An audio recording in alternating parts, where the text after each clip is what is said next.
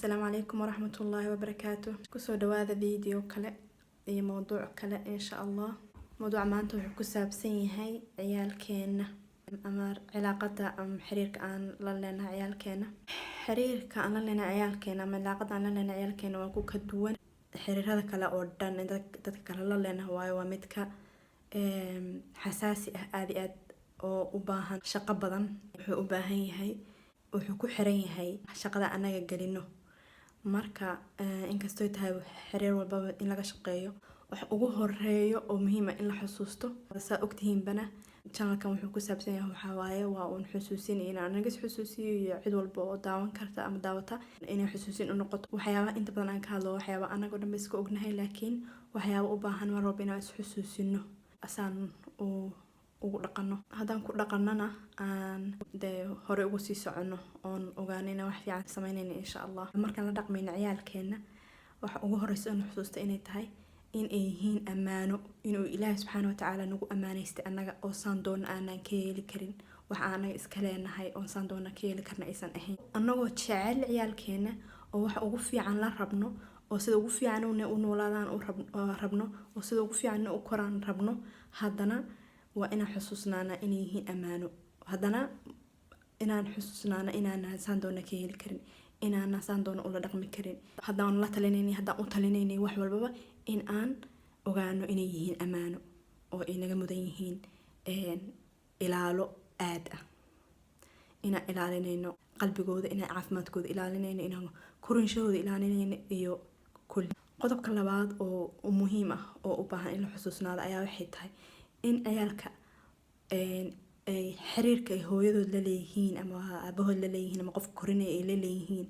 uu ka bilowdo maalinta uu dhasho oo uusan ahayn babygaas yar oo dhashay cunugaas yar oo saqiirka ah oo dhashay inuusan ahayn wax yaroo dee aan waxba u baahnayn aan ka ahayn caano iyo cunto iyo seexin iyo naasiin iyo qubays iyo meel kuloo la seexiyey iyo inaysan ahayn ee inay tahay in uu yahay qof dhan haddana aad u yar oo u baahan in si taxadar leh loo ilaaliyo maskaxiyan iyo dareen ee hadday tahay si kalaba marka in la ilaaliyo la kobciyo xiriirkaas hooyada iyo babyga ka dhaxeeyo oo la adkeeyo oo lagu dadaalo inuu yahay mid caafimaad ah mid fiican mid wada shaqayn ah markay yar yihiin hadii laga bilaabo in la ixtiraamo baahidooda la ixtiraamo la fahmo la dayicin laga taxadaro waxay u fahmayaan hadaad u jawaabtid oo la hadashid oo maqashid oo waxay fahmayaan in la ixtiraamayo baahidooda waxaan isku haleyn weyn bayna noo hayaan ciyaalkeena isku haleyntaas marka hadii aan la hangoynin way jacaylka halkaas ka bilaabanaya raxmadaas ka bilaabanaya naxariistaas ka bilaabanaya marka in lagu dadaalo hadii uu ka xumaado xiriirkaas hooyada iyo babyga ka dhaxeeya markuu yar yahay haduu xumaado waxa dhacdo in markay ilmahaas weynaado ay ka soo baxdo ay ka muuqato inaysan helin xiriir wanaagsan korinshaha iska badaa hadii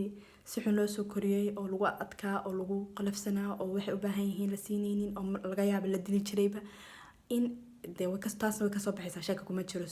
qof Ilaahay u naxariistay mooyaane laakiinse xiriirkan ugu horeeya halkaas ka bilaabataa markay soo korayaan dabeecadoodii dhaqankoodii iyo sayeen bay ka muuqanaysaa oo waxa in badan dhacda in la dhaho waa ilmo yar oo edab darno qalqaali ah wareersan waxa laga yaabaa ilmahaas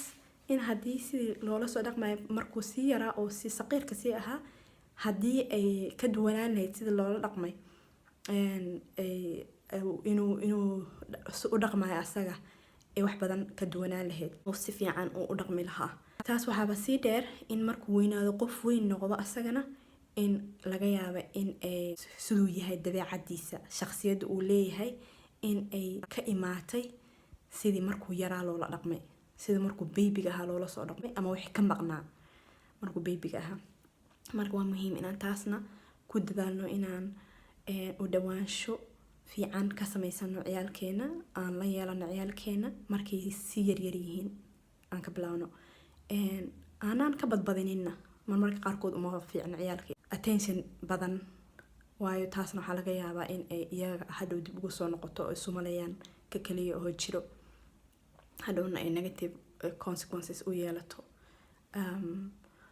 dib ugu soo laabato iyaga. waa wax marka u baahan in la isku dheeli tiro. qodobka kale waxaa waaye markay soo korayaan oo soo weynaanayaan inaa loo sameeyo routine, jadwal ama wax ay filanaya, waxa laga sugayo inay ogyihiin si ay fahmi karaan ay ku wareereynin, oo cad in loola dhaqmo, oo aan isbedbedel badanna lahayn, waayo ilmaha yaryar isbedbedelka badan way ku wareeraan. inaa loogu dadaalo marka inay haystaan jadwalkii maalinta markay soo kacaan ilaa markay seexanayaan, waqti walba waxay ay caadi tahay inay sameeyaan, waqtigay seexanayaan, waqtigay soo kacaan, waqtigay wax cunayaan, waqtigay iskuul aadayaan, waqtigay ciyaarayaan. in ma aha la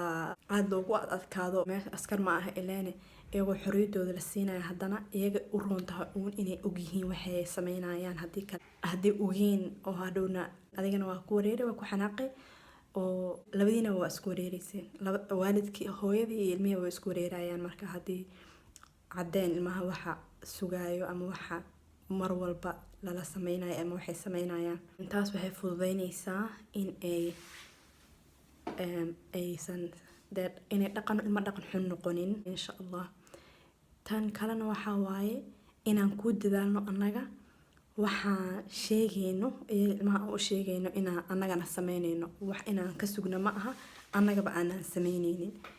macnaha in aanan dhaqan ka sugno fiican, annagana haddaana dhaqan fiicneen. inaan dhahno ma aha maalan, inaan dhahno ma aha beenta waa wax fiican, ma aha beenta waa wax xun, haddana inagu qabtaan anagoo been sheegayno, annagana beentaas aan dhahno waa been, wax ku hagaajiyaan isdhahay beentaas, waxaas igama yaqaanaan. marka saas ogeed waxaa waaye in inaga arkaan annaga dhaqanka wanaagsan, dhaqanka fiican, markaas wayba nagu dayanayaan, way u fududaanaysaa iyagana waxa u sheegayna inay sameeyaan, waayo annagii baaba sameynayna. haddaa intaas ku dadaalno waxaa insha allah fududaanaysa inaan la lahaano xiriir wanaagsan oo isjeceel iyo is-aaminaad iyo isfahan iyo is-ixtiraam ku dhisan inuu na dhex maro ciyaalkeena, waayo xiriir wanaagsan ciyaalkeena inaan la yeelano markale waxay ku xiran tahay saa anaga usoo korinay iyo saa ula dhaqanno. ilaahi subxaana watacaala baan ka rajeyneynaa oo aan ka baryeynaa, waana muhiim inaan mar walba ilaahay ka barino inuu noo fududeeyo inaa aan kasoo saarno waxaas. taas baa ilaahay rabnaaye ilmo iyaga isku filan oo markay weynaadaan noqda iyo intay korayaanba inay dareemaan in la jecel yahay, la qiimeynayo, markay weynaadaanna isku filan oo madax bannaan oo ku kora akhlaaq iyo mas-uulnimo, dad wanaagsan oo naxariis leh inay noqdaan markay weynaadaan baan rabnaa. marka ilaahay baan ka baryaynaa taas inuu nagu hagaajiyo. marka mar walba oon la dhaqmayno ciyaalkeena haddaan xusuusanana in ay yihiin ammaano ilaahay, way noo fududaanaysaa insha allahu tacaala inaan ula dhaqanno si wanaagsan, oon u korino si wanaagsan. markaas xiriir wanaagsanna waan la yeelanaynaa insha allahu tacaala oo jecel ku dhisan. marka ilaahay noo fududeeyo insha allahu tacaala. mawduucan waa mawduuc aada u weyn, mana kusoo koobi karo hal video iyo 2 video toona. saas darteedna waxaan bilaabaya insha allahu tacaala channel gooni ah oo aan uga hadlo mawduucan, oo uga hadlo ciyaalkeena, aan ula hadlo ciyaalkeena insha allahu tacaala. la socda. waa mahadsantihiin. wassalaamu calaykum waraxmatullaahi wabarakaatu.